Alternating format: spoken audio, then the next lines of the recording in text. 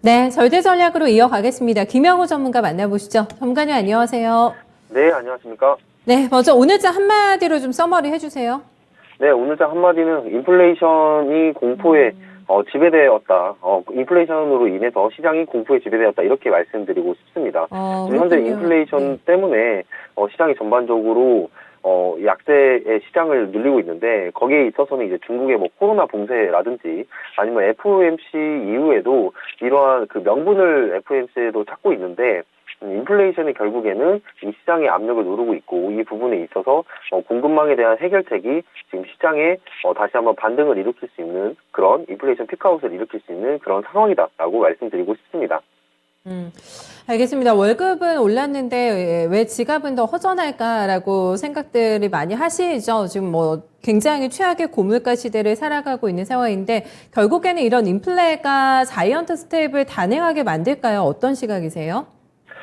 저는 이제 네. 어찌됐든 결국에는 연준에서는 이 인플레이션을 잡기 위해서 결국 거의 존재하는 기구라고 말을 해도 무방할 정도로 이 연준에도 이제 굉장히 많이 노력을 하겠지만, 이 부분에 있어서 결국 이제 인플레이션 잡기 위해서 금리 인상을 또 빅스텝 또 자이언트 스텝으로 넘어가게 되면은 시장이 또 반등을 할 수 있는 그런 여력이 아예 없어져 버리는 거기 때문에, 이 부분이 이제 파월의 입에서 어떠한 말들이 나오면서 이 시장을 좀 주도를 할까, 시장을 조정을 할까, 이러한 부분들을 좀 생각을 해보면서 그 파월이 말을 하는 그런 발언들에 집중을 해보면서 좀 시장을 바라보시는 게 맞을 것 같습니다. 파월 의장의 멘트에 안도를 했다가 다시 이게 또 공포로 바뀌게 된 건데 파월 의장의 멘트보다는 오히려 조금 전략가들 그리고 어떤 투자 심리에 좀 많이 연동이 되면서 불안감이 조금 더 우리 시장을 지배를 했던 것 같습니다. 오늘 장에 지금 저희가 봐야 되는 주목해볼 만한 체크 포인트들은 어떤 게 있었을까요? 네, 이제 방금 앵커님 말씀해 주신 것처럼 저희는 이제 FOMC 회의에 대한 그런 결과에 주목을 해봐야겠는데요. 어떻게 보면 저희 증시가 이제 휴장일 때 미국 증시가 반등하는 그러한 반등세는 수혜를 받지 못하고, 또 이제 오늘 같은 경우에 어제의 폭락에 대해서 지금 그대로 시장에서 그거를 받치고 있는, 악재를 받치고 있는 그런 상황이라고 지금 볼 수가 있겠습니다. 자, 처음에는 이 FOMC에 대해서 비둘기적인 발언이 나왔다. 50bp까지는 우리는 하겠고 75bp는 조금 생각을 해보겠다라고 생각을 하면서 이런 비둘기적인 발언에 집중을 한 반면에, 어제 이제 폭락이 나왔는데 그 폭락이 나온 이후에는 매파적인 또 발언에 또 집중을 하면서 이제 재해석, 이 FOMC의 발언에 대해서 재해석을 지금 하고 있는 상황입니다. 자, 그래서 지금 그 부분에 있어서는 어제 휴장일 때 일어난 그 러시아의 또 이제 우크라이나에 대한 그 군사 시설 공격이라든지 그런 사건들이 트리거가 되어서 결국에는 이 FOMC에 대해서 의미가 재해석되고 있는 지금 상황이다. 거기에 있어서는 어떻게 됐든 그 인플레이션에 대한 그런 우려감이 시장에 여전히 잔존하고 있다는 것을 보이고 있고요.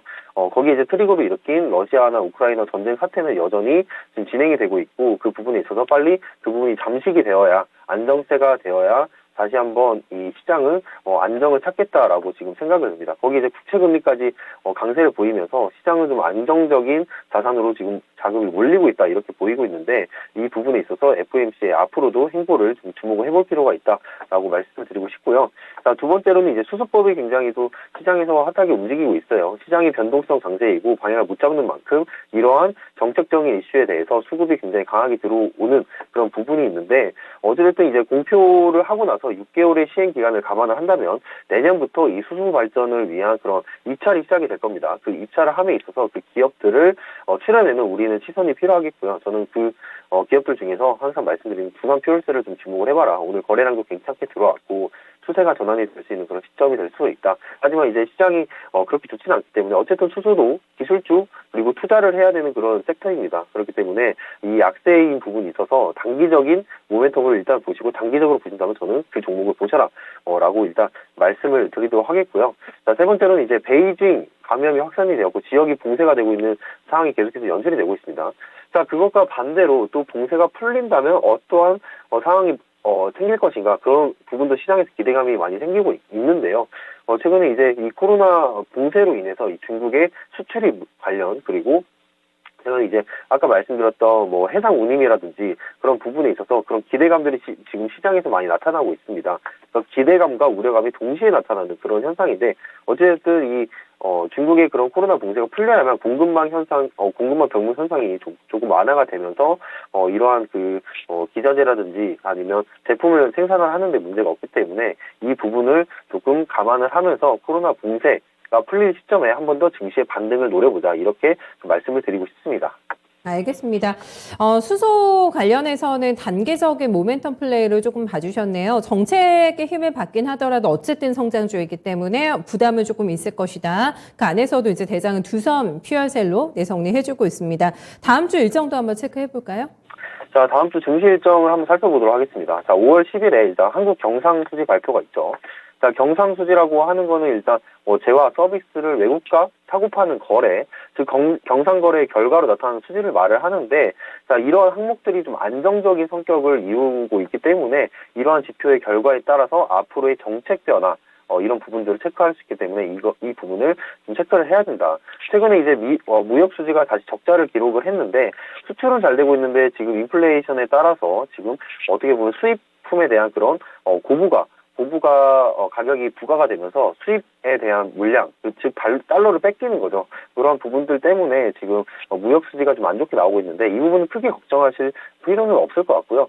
다음 주에 나오는 이제 경상수지를 발표를 좀 기대를 해보면서 한번 주목을 좀 해봐야 될 것 같습니다. 자, 그리고 그 다음 날에는 이제 미국 소비자 물가지수 발표가 있죠. 자, 미국 소비자 물가지수를 발표에 주목을 해봐야 되는 건 결국 이제 인플레이션 이런 변동폭을 좀 측정을 해봐야 되는데 지난달 이제 3월 같은 경우에 CPI가 8.5% 정도 올랐고 이거는 이제 41년 만에 최대폭으로 오른 수치입니다. 자, 그런 것처럼 지금 FOMC에서는 이러한 물가를 잡기 위해서 결국에는 긴축의 카드를 꺼내지 않을 수 없습니다. 그래서 75bp까지는 잘 모르겠지만 어쨌든 50bp에 대한 금리 인상이 있었고 이 부분에 있어서 지금 이런 긴축의 흐름은 뉴욕 증시 그리고 비트코인의 악재가 좀 될 수 있는 부분들 체크를 해보셔야 됩니다. 그래서 다음 주에 있을 소비자 물가지수도 한번 어떻게 움직임을 보일지 체크를 해보셔야 되겠고요. 그리고 12일에는 이제 MSCI 반기 변경이 있습니다.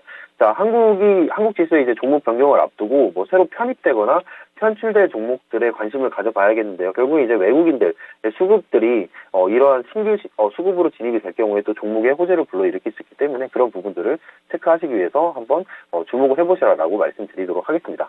네.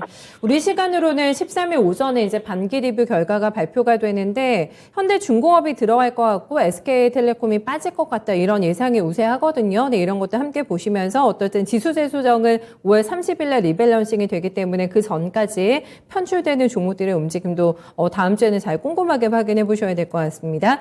이런 일정들이 있습니다. 그럼 체크 포인트는 어떻게 잡아야 될까요? 자, 체크 포인트로 일단은 원자재 가격의 안정세를 다음 주에 이제 체크를 해봐야 됩니다. 지금, 유연탄이라면 석탄의 원료죠. 그 가격이 급등으로 지금 전기요금 그리고 국내 공급 요금들이 계속해서 줄줄이 인상의 압박을 받고 있어요. 그래서, 이러한 부분들이 지금 시멘트, 그리고 레미콘 건설업계로 이제 순환으로 이어지면서 원자재 가격이 급등을 하고 있는데요. 이런 악영향들에 따라서 이제 공급망이 좀 불안한 부분이 있어서 건설사들이 좀 악재를 좀 받고 있다. 이제 동사가 지금 중단이 되고 있고 연계가 되고 있는데 이 부분들이 이제 원자재 가격의 안정세가 다시 언젠가는 찾아올 겁니다. 찾아왔을 때 다시 한번 건설주들은 좀 지켜보셔라라고 말씀을 드리고 싶고요.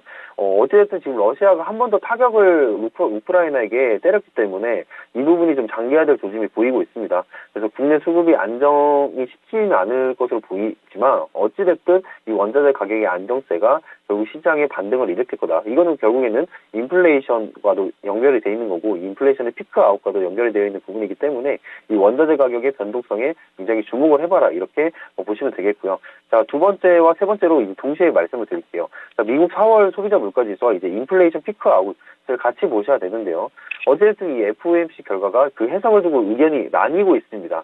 그래서 그 결과가 어떻게 보면 며칠에 걸쳐서 시장에 소화되고 있는 그런 과정이 지금 있다고 지금 보시면 되겠는데 처음에는 75bp에 대해서 75bp 인상을 고려하지 않고 있다는 말 한마디에 비둘기적이다. 그 다음에는 이제 앞으로 좀 인플레이션이 좀 심해질 것 같으니 긴축을 좀 50bp를 연속 2번을 하겠다. 이런 발언들이 또 매파적 발언으로 해석이 되면서 시장에서는 좀 혼동을 주고 있는 그런 부분들이 있을 수가 있습니다. 그러니까 결국에는 4월의 소비자 물가 지수를 좀 파악을 하면서 과연 이 인플레이션의 피크아웃이 지금 나타날 것인가, 인플레이션 피크아웃을 잡기 위해서 연준에서는 어떠한 행동들을 할 것인가를 파악을 하셔야 되는데, 결국에는 여러분들이 체크하셔야 될 거는 실제 데이터이다.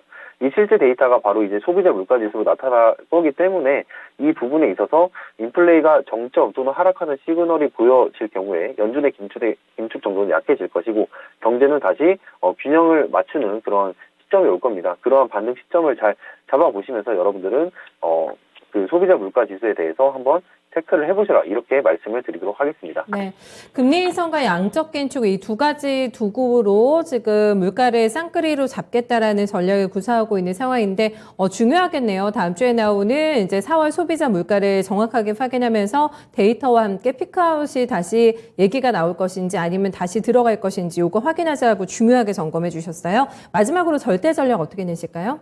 네, 저희 이제 경기 회복의 신호를 좀 유의 깊게 살펴보자라고 말씀을 드리고 싶습니다. 자, 일단 경기 회복이라는 부분은 지금 시장에서는 계속해서 악재에 대한 부분을 말을 하고 있지만 언젠가는 이 부분이 지금 해소가 될 거라고 또 시장에서는 또 말을 하고 있습니다. 그만큼 시장은 변동성 장세로 좀 들어설 거라고 다음 주는 생각을 하는데요. 그런 부분에 있어서 오늘 뭐 수소법이라든지 아니면 정책적인 주들이 굉장히 순환매가 굉장히 빠르게 돌고 있습니다. 자, 에너지 관련주들 같은 경우에는 굉장히 또 신선한, 제가 항상 말씀드리죠. 신선한 재료로 만약에 진입을 하신다면 데이 트레이딩으로 그렇게 진입을 하시길 바라겠고요.